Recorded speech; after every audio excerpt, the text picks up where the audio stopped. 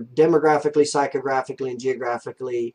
You've segmented your target market and had the appropriate message that's relevant to that target market.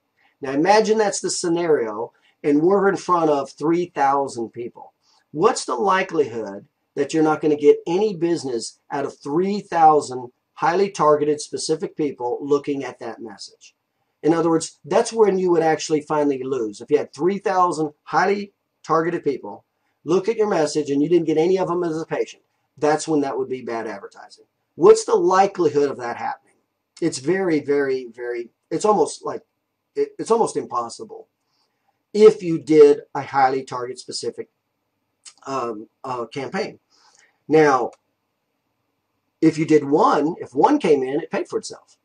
If 2 out of 3,000 came in, you just got 100% return on investment. And generally speaking, anything over in general advertising, 1% is considered average.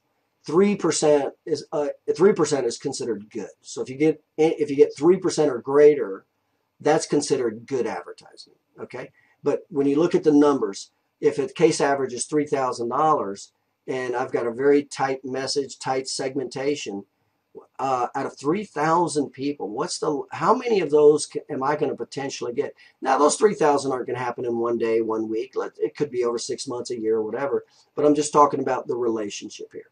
And so that's the power of pay-per-click when you pay a lot of attention to very tight segmentation, very tight segmentation. So it might not be what you may call a gusher per se, in other words, a lot, but when you have 2 or 3 or 4 of these campaigns out there and each of them are periodically drawing something,